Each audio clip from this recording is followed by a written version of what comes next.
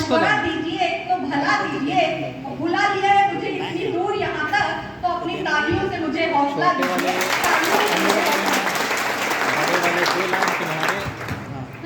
Guest को देने के लिए और बाकी दो हम देंगे। मुझे 2025 में देना। पर मैं आपसे पूछना चाहती हूँ कि मेरी स्ट्रेटजी कैसी होनी चाहिए 2025 में मेरे को देना। मैं वही पूछना चाहती हूँ। अभी क्या कर रहे हो? मैं बीए फाइनल है मेरा, बीए खुद देना नहीं है, मैं पढ़ती हूँ। आप 2025 में क्यों देना चाहते हो? एज अभी कम है, तो आपके पास 2 साल का जो समय है ना, उसमें जितना यूपीएससी का सिलेबस है उसकी पूरी कोचिंग करनी है। कोचिंग कर सकते हो। मैं सेल्फ स्टडी करना चाहती हूँ। सारा जो उसका कोर्स मटेरियल है, जो बुक्स हैं अच्छी, वो मैं आपके सर को एक पेपर पे लिख के दे दूंगी। आप इसी इंस्टीट्यूट में हो ना? आप इस इंस्टीट्यूट में हो या नहीं हो? आप इस इंस्टीट्यूट में नहीं हो, तो मैं आपको जाने के पहले दे दूंगी। आप यहाँ कोचिंग के काउंटर से ताराचंद सर से या सीतावाल विद्या मंदिर में आदरणीय रमेश वाजपेयी सर के ऑफिस से वो लिस्ट ले लेना और वो सारी बुक्स को अच्छे से पढ़ाई करना। कम से कम एक किताब जब 5 बार पढ़ोगे ना, तो सिलेबस समझ में आएगा आपको। आप जनरल स्टडीज के लिए कोई भी जो प्रतियोगिता दर्पण या कोई भी पत्रिका जो आपको अच्छी लगती है उसको साइड में पढ़ना शुरू करो, और कोई भी अच्छा न्यूज़पेपर डिटेल में पढ़ना शुरू करो। कौन सा कौन सा मतलब जिसमें ये भैंस खंबे से चिपक के मर गई वाला नहीं, जिसमें इंटरनेशनल और नेशनल लेवल की अच्छी खबरें निकलती, वो कोई सा पेपर, ठीक है। और उसके अलावा अगर आपको इस तरीके का कोई गाइडेंस चाहिए, I will share my number. अभी यहाँ से नहीं, मैं दे दूंगी, आप फोन पे प्लीज। ठीक। और मैम ये आंसर राइटिंग के लिए मतलब चाहिए बेटा आंसर राइटिंग तो तब करोगे ना जब पढ़ लो। जब पढ़ लोगे ना, बताया ना इतनी देर से हम जो बोल रहे थे बिना किसी कागज के, तो आपको क्या लगता है याद करके आए? क्या है कि 2 तरीके के विद्वान होते हैं। एक तो वो जो पैदाइशी विद्वान होते हैं, जो पैदा ही विद्वान हुए। दूसरे मेरे जैसे होते, ज्यादा पढ़ लेते, ज्ञान की उल्टी करने लगते हैं। जैसे तो ज्यादा खा लिया तो बाहर आ गया, तो ज्यादा पढ़ लिया तो बाहर आ रहा है। तो खूब किताबें पढ़िए, पढ़ने का कोई विकल्प नहीं। जब खूब किताबें पढ़ लोगे तो अपने आप अच्छा आंसर लिखने लोगे, उसमें कोई भी डाउट नहीं। ठीक है, थैंक यू। और कोई? आ जाओ तेजी से। आप लोग आराम से सवाल पूछ सकते हो ना, बिना डरे कि कोई तौहीन हो जाएगी। जो पूछना चाहते हैं पूछ सकते हैं। मेरा नाम सुनील सिंह, मैं जीएस फाउंडेशन का कोर्स GIS से ले चुकी हूँ। मैम हम ऑनलाइन कर रहे हैं क्या? मैम ऑनलाइन कर रहे हैं क्या? कभी हम ऑफलाइन भी कर सकते हैं जाके सेंटर? अगर करना चाहो तो कर सकते हो, नहीं करना चाहो तो कोई जरूरत नहीं है। ऑनलाइन और ऑफलाइन में बस इतना ही डिफरेंस है कि आप दिल्ली के बजाय अपने घर में बैठ के पढ़ रहे हो। बाकी कोर्स मटेरियल में कोई डिफरेंस नहीं, आप आराम से घर बैठ के पढ़ सकते हो।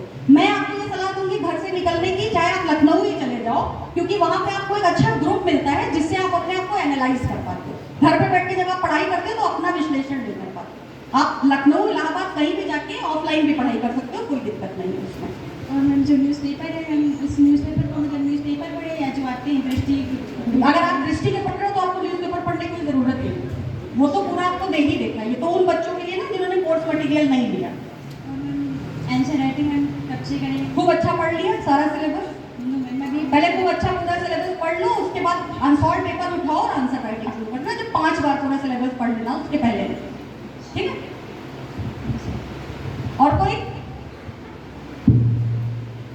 किसी बच्चे ने नेट JRF के बारे में पूछा था? आपने पूछा था, सॉल्व हो गई आपकी क्वेरी? तो पूछो ना, डर क्यों रहे हो? डर के आगे जीत है। आ जाओ। और कोई सवाल किसी के मन में किसी अदर फील्ड से रिलेटेड भी हो तो आप पूछ सकते हो। जैसे कि नींद नहीं आती है, रात भर सपने आते हैं, डर लगता है, भूत प्रेत दिखाई देते, झाड़ फूक वशीकरण, उसके सवाल भी पूछ सकते हो, कोई समस्या नहीं है। बताओ। क्वेश्चन ये है कि जैसे कि हमने नेट क्वालिफाई किया तो JRF के लिए क्या क्वालिफिकेशन? देखो, जो नेट के एग्जाम को जो लोग क्वालिफाई करते हैं उसमें जितनी सीट्स होती है JRF की, उसके अकॉर्डिंग जो ऊपर जिनके मार्क्स आ जाते हैं वो JRF हो जाते हैं। तो आप नेट के एग्जाम में कोशिश ये करो कि जो आपका 3rd पेपर है ना उसमें ज़्यादा से ज़्यादा अच्छे करने की कोशिश करो। अगर आपका 3rd पेपर बढ़िया हो गया तो आपका JRF हो जाए। जैसे JRF होने के लिए 104-5 नंबरों की जरूरत सामान्य तौर पर होती है। मेरा जब JRF हुआ था तो मैंने 3rd पेपर में 118 नंबर स्कोर कर दिए थे कि कोई चांस ही ना रहे कि नहीं होगा। आप कर लोगे तो आपको अच्छी फेलोशिप मिलेगी, आपकी पढ़ाई के लिए चांसेस ब्राइट होंगे, ठीक है। एक मैम आपने इसमें बताया आर्ट एंड कल्चर। हाँ, आर्ट एंड कल्चर। आपके अंदर कोई गाना, सिंगिंग या डांसिंग इस तरीके की कोई प्रतिभा? डिजाइनिंग का? फैशन डिजाइनिंग में तो बनाओ कैरियर, क्या दिक्कत है? बट है सब कुछ बहुत आसान है। फैशन डिजाइनिंग में कैरियर बनाने की जो बेसिक रिक्वायरमेंट है कि आपको इंग्लिश अच्छी आनी चाहिए, है ना। अच्छी इंग्लिश के लिए आपको एफर्ट कर, अगर आपकी इंग्लिश अच्छी है तो बहुत अच्छी बात है, अगर नहीं अच्छी है तो 2 किताबें यहाँ से हम आपको बता के जाएंगे। आरपी सिन्हा है ना, आरपी सिन्हा की किताबें जिनसे मैंने अंग्रेजी सीखी थी, 2 किताबें आती हैं। How to write correct English, मेरे गुरुजी थे जुबेर सर, उन्होंने मुझे बताया था how to write correct English और how to translate into English. 2 किताबें आप पढ़ लीजिए, आपकी अंग्रेजी में जितनी दिक्कतें हैं सब दूर हो जाएंगी। इसको नोट कर, ये किताबें बता दिया, याद नहीं रहेगा, अच्छा मतलब बता देंगे। और कोई तो मैं नीचे उतर जाऊं? अच्छा आ जाओ। जिसको सवाल पूछना अपनी कुर्सी छोड़ दो, सिंहासन खाली कर दो जल्दी जल्दी। मैम मेरा एम IAS का है, बट 2021 में ग्रेजुएट पास आउट हूँ, बट घर वालों को मतलब ऐसा है कि जो जॉब लेनी है वो 1-2 साल में मतलब लेना, तो IAS का तो ऐसा है कि 1-2 साल में क्लियर कर सकते हैं। आपकी एज कितनी होगी अभी? अभी अक्टूबर में 22 हो जाएगी। आपने दिव्या तंवर का वो देखा है इस बार, कितने एज में IAS हुई वो? फिर दुनिया का मतलब IAS एग्जाम में ऐसा कुछ भी नहीं है। आप अगर आपने ग्रेजुएशन कर लिया, आप 1.5 साल का समय अपने घर वालों से मांग लीजिए, और जो चीज़ें मैंने बताई है 10 घंटे की पढ़ाई, 5 बार पूरा सिलेबस पढ़ लीजिए, मैं आपको गारंटी देती हूँ कि आपका सिलेक्शन तो हो ही जाए, ठीक है। और तुम लोग हमसे तो कम से कम छोटे ही हो, मतलब अगर जिंदा है तो फिर जिंदा नजर आना जरूरी है ना। एनर्जी के साथ आओ और जोश के साथ में सवाल पूछो। My name is Kumar Chorsia from गलपतपुर रेवसा।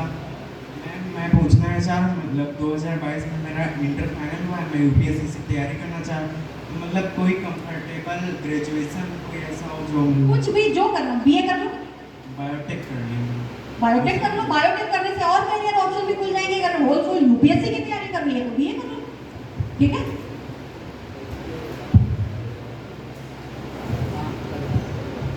मेरा नाम पटेल है। मैंने इंटर के बाद डिप्लोमा किया था, तो उसके साथ साथ मैंने NCC भी करी थी।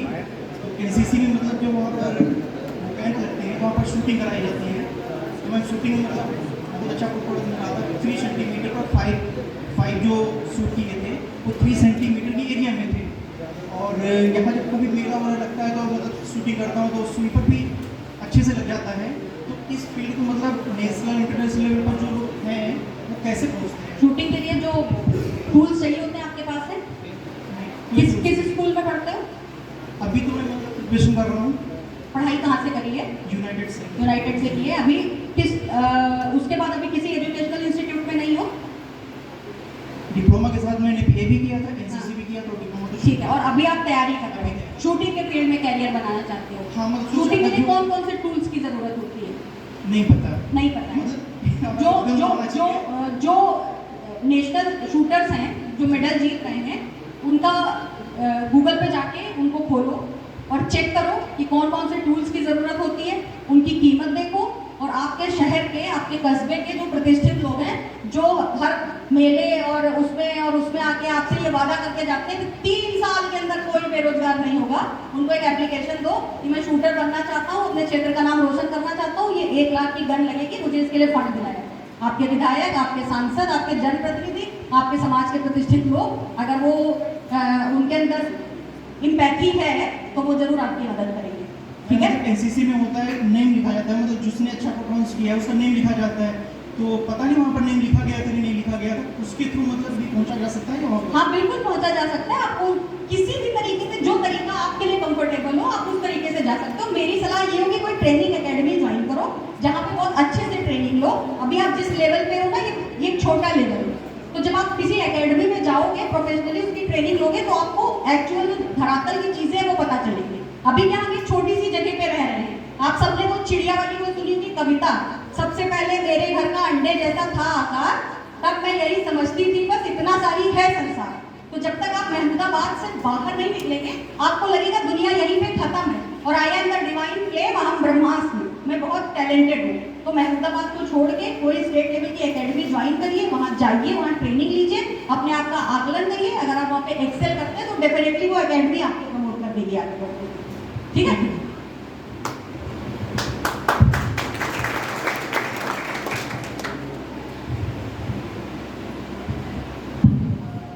ऐसे तो मैम मेरा इस बार बीएड फर्स्ट ईयर है एंड मैंने ग्रेजुएशन कंप्लीट कर लिया है। बीएड फर्स्ट ईयर है, बाकी टाइप करने के लिए है। बट मेरे को ये कन्फ्यूजन है ना, मेरे पास और सारी बुक्स हैं बट इंग्लिश राइटर में मतलब इन ज्योग्राफी के कौन से इंग्लिश राइटर यूज़ कर सकते हैं? इंग्लिश में ज्योग्राफी की बुक्स आपको पता करनी है। वैसे मैंने तो महेश बड़वाल पढ़ी थी, गौरव बताओ। सर आपको बता देंगे, मैंने तो महेश बड़वाल पढ़ी थी और मैं दृष्टि के नोट्स पढ़ती हूँ। आपको और नाम चाहिए तो सर आपको और मैम सोशियोलॉजी के लिए सोशियोलॉजी आपका ऑप्शनल रहने वाला है। Yes. वो सोशियोलॉजी के विद्वान बैठे हैं, वो आपको बता देंगे उसके बारे में। अब जहाँ पे बड़े लोग बैठे हैं ना, छोटे लोग नहीं बोलते वहाँ पे। मेरा सब्जेक्ट पॉलिटिकल साइंस है, सर आपको बताइए। ठीक है, मैं आपको अभी करवा दूँगी।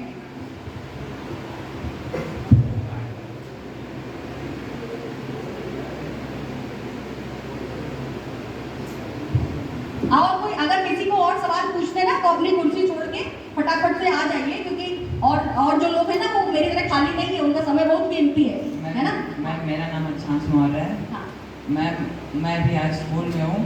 यूपीएससी की अच्छी तैयारी के लिए 11th और 12th साइंस साइड या आर्ट्स साइड?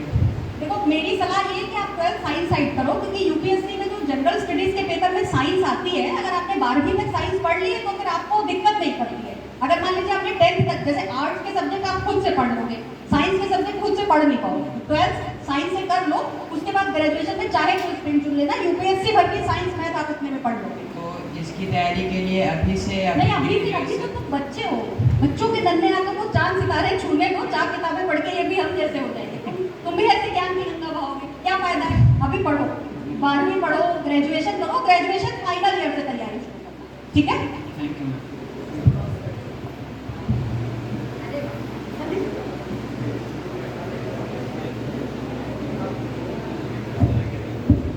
सबसे पहले तो ये मेरे लिए तालियां मत बजाओ, मैंने अपने हिस्से की सारी तालियां ले ली हैं।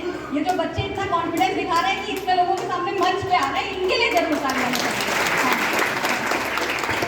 बहुत बड़ी फैन मैंने थैंक यू। मेरा ऑटोग्राफ चाहिए तो प्रोग्राम के बाद दे के जाएंगे।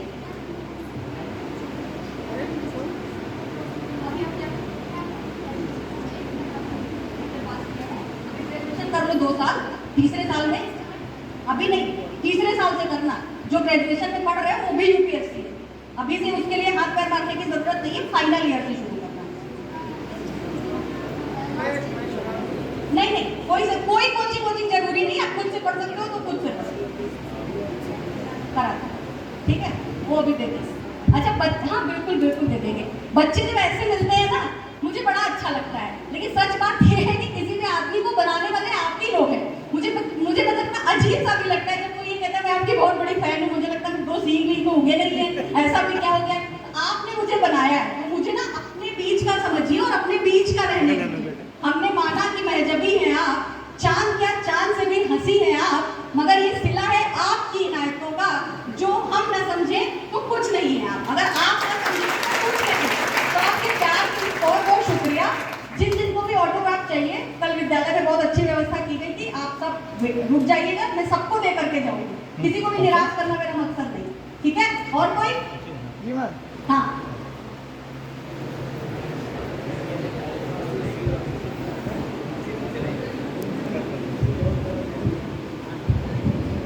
मैम आपका धन्यवाद। सबसे पहले मैं ये पूछना चाहता हूँ, हिंदी नेट के लिए कौन सी बुक पढ़ी जाए जिससे सफलता मिल सके? आपने पीजी किया हिंदी में? पीजी हिंदी संस्कृत दोनों से है। हाँ, बीएड है। तो हिंदी में आपने जो पीजी में किताबें पढ़ी है ना, उसके अलावा आपको जो उसका फर्स्ट पेपर है ना, उसके लिए आप अमीनाबाद चले जाइए, वहाँ पे अरिहंत प्रकाशन की, किसी भी प्रकाशन की या दृष्टि के प्रकाशन की सारी किताबें अवेलेबल है। कोई भी किताब उठा के आप वो जो रीजनिंग का पेपर होता है उसका अभ्यास कर लीजिए। बाकी अगर आपने पीजी किया तो अलग से कुछ भी पढ़ने की जरूरत नहीं। कहाँ से किया? लखनऊ यूनिवर्सिटी से। जो पीजी का सिलेबस होता है ना, एमए का सिलेबस, अगर आप उसको ढंग से पढ़ लें तो उसके साथ में आप नेट बहुत आराम से कर सकते हैं, कुछ भी अलग से पढ़ने की आपको जरूरत नहीं है। मेरा एमए अपेयरिंग में नेट हुआ था और मैं सिर्फ एमए की पढ़ाई कर रही थी, उसके साथ में हो गया था क्योंकि बहुत ढंग से पढ़ाई कर रही थी। तो ये भी को अच्छे से कर लीजिए, तो नेट में कोई दिक्कत नहीं है। फर्स्ट पेपर के लिए कोई किताब अरिहंत की सेकंड पेपर में दिक्कत आ रही है, ऑब्जेक्टिव में दिक्कत आ रही है आपको, हिंदी में वो इसलिए दिक्कत आ रही है कि आपकी स्ट्रेटजी में कहीं सबसे अच्छी बुक कौन सी रहेगी कि हम उसका अध्ययन करें तो हमें सफलता मिल जाए? एक काम 2 नंबर करते 4 हैं। नंबर अच्छा, एक काम करते हैं, ये सेशन खत्म करते हैं, फिर जो इस तरीके के बच्चे हैं ना जिनको इस तरीके के डाउट्स हैं उनको आप रोक लीजिएगा, फिर उनको इन पर्सनल समझा दूंगी। जैसे हिंदी के लिए सबको जानने में कोई इंटरेस्ट नहीं होगा, तो जैसे इस तरीके के जो क्वेश्चन है ना वो बाद में मैं आपके डाउट सॉल्व करूँगा, ठीक है? वैसे हिंदी के हमारे गुरुजी यहाँ पे बैठे हुए, उनके सामने आप मुझसे हिंदी के सवाल पूछ रहे थे, मैं और जवाब नहीं दे रही हूँ, क्रॉस चेक हो जाएगा। आ जाइए, तेजी से आ जाइए। अच्छा, इसमें चाय वाय मिलेगी? कुछ चाय की व्यवस्था है?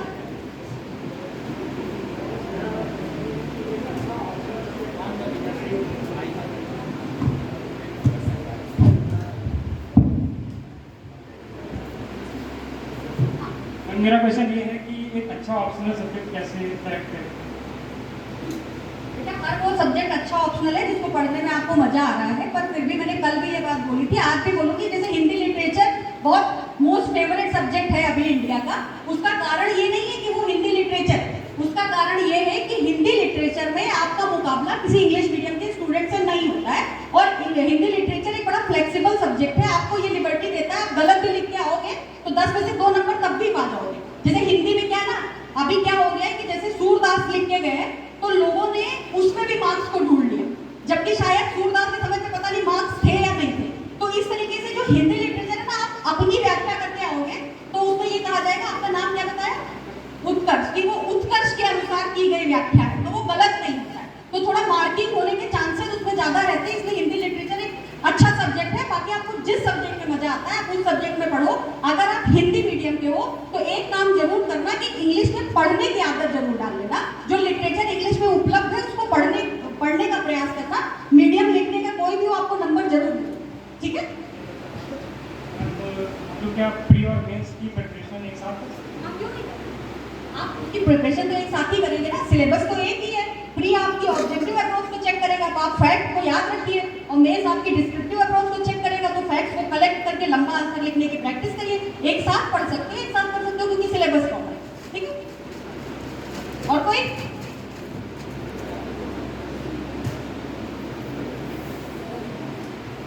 लोग कहते हैं कि यूपीएससी की तैयारी के लिए आर्ट साइड ज़्यादा सही है, क्या?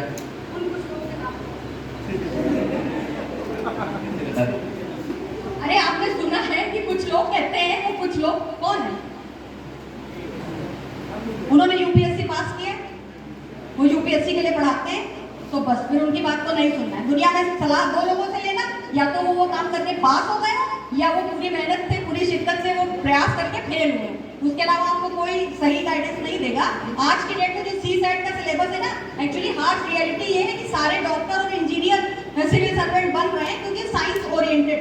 तो अगर आप BSc कर रहे हो या साइंस ले रहे हो उसमें कोई दिक्कत नहीं, ठीक है? ये जो वो कुछ लोग हैं वो भूल जाओ। मैम, यूपीएससी के लिए सबसे हार्ड सब्जेक्ट कौन सा है? जो तुम ना पढ़ पाओ हैं? हाँ, पहले तो यूपीएससी सबसे कठिन, इतनी देर से हम यही तो बता रहे थे कि यूपीएससी सबसे कठिन है, उसमें तुम यार कठिन में भी और कठिन, बड़ी कठिनाई है जीवन में, कलिकाल में बड़ी पीड़ा है भाई। कुछ कठिन नहीं है बच्चे, जो तुमको मजेदार लगे वो ले लेना, कुछ भी कठिन नहीं। गणित मजेदार लगे गणित ले लो, गणित से ठीक है, कुछ भी कठिन नहीं।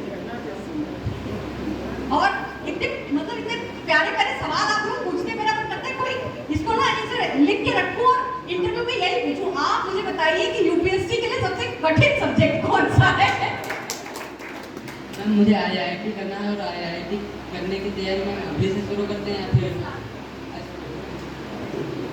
अगले साल से शुरू कर देना? जो तुम्हारे साथ कंपटीशन में बैठेंगे ना वो 11 से शुरू कर देते हैं, तुमसे 2 साल आगे रहते हैं, तो इसलिए जब 11वीं में आना तभी से उसकी तैयारी शुरू कर देना। ऑनलाइन कोई कोर्स मंगा लेना, उसको साथ में पढ़ना और साथ में तैयारी करना, क्योंकि पढ़ोगे वही ना जो 12वीं में पढ़ रहे हो। 11 से उसकी तैयारी शुरू कर देना। तुम्हारी उम्र में बच्चे कोटा वोटा जाके तैयारी करने लगते हैं, वहाँ नहीं जा सकते तो घर पे ऑनलाइन मंगा के पढ़ सकते, ठीक है? और कोई खत्म हो गए सवाल हैं कि हरि अनंत हरि कथा अनंता की तरह चलते रहेंगे? खत्म करें? मजा आया सबको? अच्छा लगा? दोबारा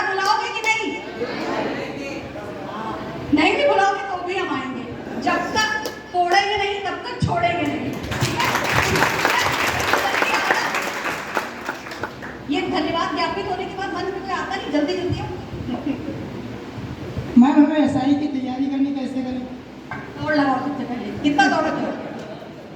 कितना दौड़ते हो? कितनी देर में? आधे नहीं, घड़ी में टाइम सेट करके दौड़ लगाओ। जो एसआई का एग्जाम फिजिकल डिमांड करता है ना, पहले वो कर लो, बाकी जो उसका सिलेबस है वो तो तुम पढ़ ही रहे होगे। अभी दे रहे हो एग्जाम? दे रहे हो? किस क्लास में हो? आवरे तो तुम पहले तुम बहुत छोटे हो, खाली फिजिकली फिट रहो, बाकी जो अभी पढ़ रहे हो ना उसको आगे अच्छे से एक्यूमुलेट कर लोगे तो तुम्हारा एग्जाम निकल जाएगा। जब एसआई देना होगा तब उसका सिलेबस पढ़ लेना, हो जाए। अभी बहुत छोटे हो, इतने छोटे पे हम लोग तो इतने छोटे पे ये सोचते थे कि बस पास हो जाए। तुम लोग तो कहाँ कलेक्टर वलेक्टर है, बड़े तो हो था पहले, मतलब अभी हॉर्लिक्स कॉम्प्लान किलो बहुत छोटे। उसके बाद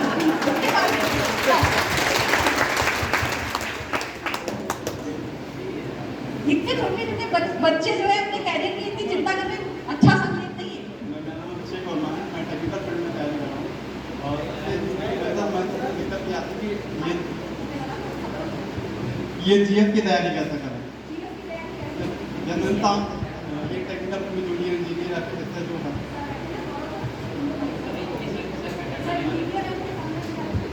सर आप ही मंच पे आ जाइए सर। इंजीनियरिंग आईटी की तैयारी करना चाहते हैं।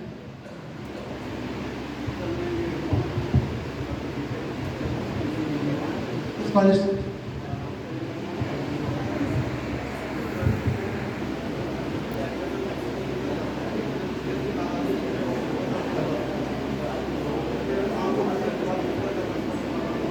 नहीं, देखिए आपको हिस्ट्री में बहुत ज़्यादा क्रोनोलॉजी पे फोकस नहीं करना है, ठीक है, कि अकबर, जहांगीर और शाहजहां, हुमायूं, ये सब नहीं करना है, ठीक है।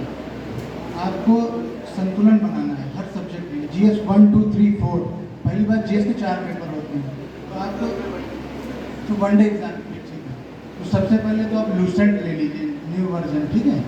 कोशिश करिए इंग्लिश में ले लीजिए, क्योंकि इंग्लिश और हिंदी में डिफरेंट है, हिंदी में कम चीज़ है, इंग्लिश में ज़्यादा है, ठीक। बाकी हिस्ट्री के अलावा भी पॉलिटिकल साइंस है और इकोनॉमी है, ज्योग्राफी, ये भी पढ़िए।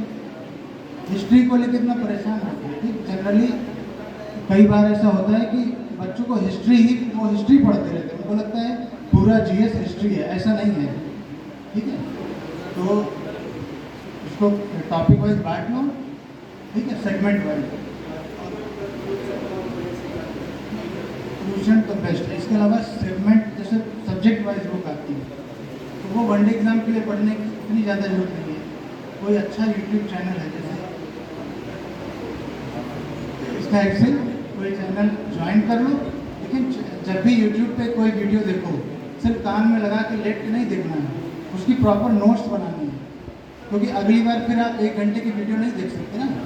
कभी कम काम की वीडियो लग रही है तो 2 मतलब स्पीड बढ़ा लो, 1.5 करके देख लो, लेकिन नोट्स जरूर बनाओ, क्योंकि हम बहुत बच्चे होते हैं अपना लेट के देखते रहे, सुनते रहे, 1 हफ्ते बाद पूरा गायब हो गया, क्योंकि नोट्स बनाएंगे तो अगली बार वो पूरी वीडियो नहीं देखनी पड़ेगी, ठीक है।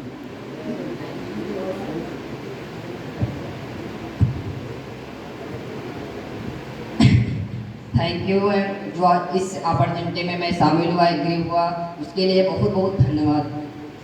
And I am Karan Chauhan, I read in 9th class and I read in MSD Small Inter College, Babakot, Karimganj.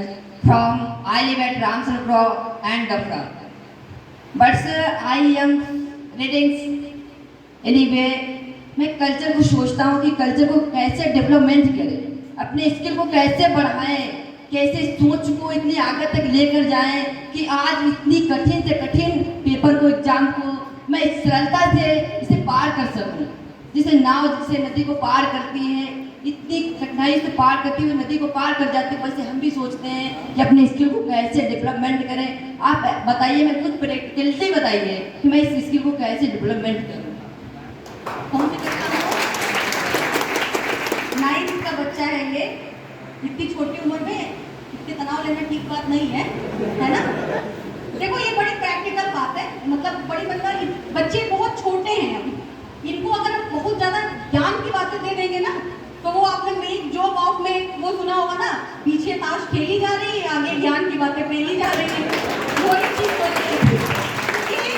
सबको इसमें इंटरेस्ट नहीं है, ये बच्चा ये जानना चाहता है कि हम अपनी पर्सनालिटी को ऐसा कैसे बनाएं कि हम कोई भी कठिन से कठिन एग्जाम निकाल पाए, यही जानना चाहते हो ना?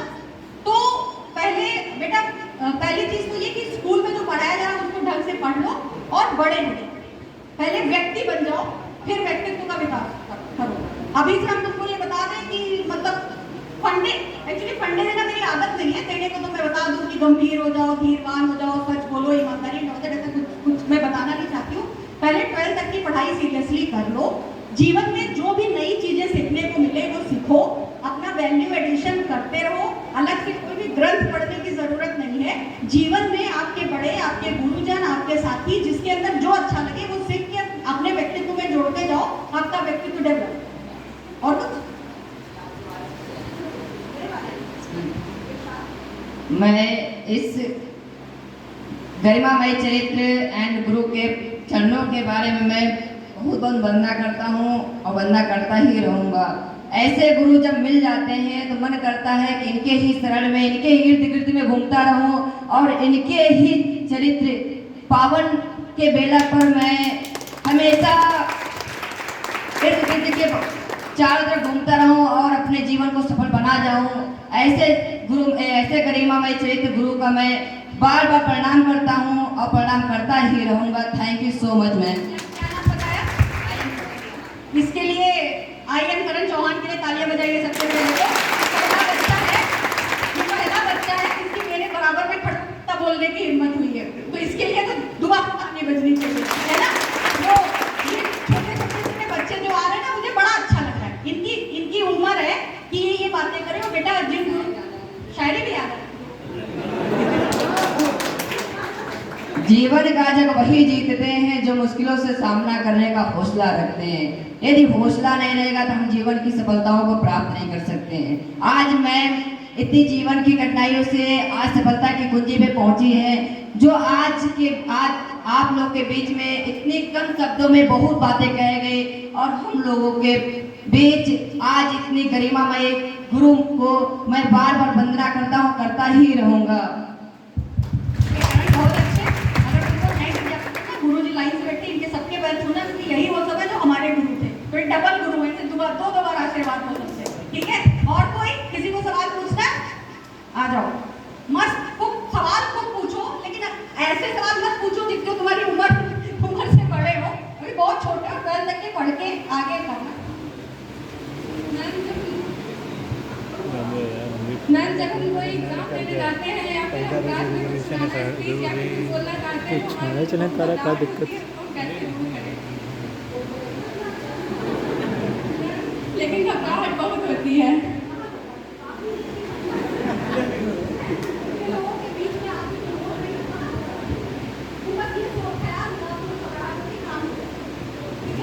Yes ma'am. मैं 2 लाइनें कहना चाहूँगी कि सीढ़ियाँ उन्हें मुबारक हो जिन्हें सिर्फ छत तक जाना है, कि सीढ़ियाँ उन्हें मुबारक हो जिन्हें सिर्फ छत तक जाना है। मेरी मंजिल तो आसमान है, रास्ता मुझे खुद बनाना है। ऐसे बोलते रहना, जहाँ पर मौका मिले माइक एकदम छोड़ना, जो नेता लोग नहीं छोड़ते ना। अदम मुख्यमंत्री साहब ने कहा था ना गुरुजी कि इन सियासी हुक्मरानों को आंख पर पट्टी रहे और जबा पर ताला रहे, अपने शाही मर्तबा का हुक्मरां आला रहे, और इन सियासी हुक्मरानों को भला क्या चाहिए? 4-6 चमचे रहे, माइक रहे, माला रहे। तो हमेशा बनना हम ही नेताजी हैं, तो जाके माइक पकड़ के तब तक नहीं छोड़ना जब तक छीन नहीं बचे। अच्छे स्पीकर बन जाओगे, जाओ। और कोई मैं एक काम करते हैं,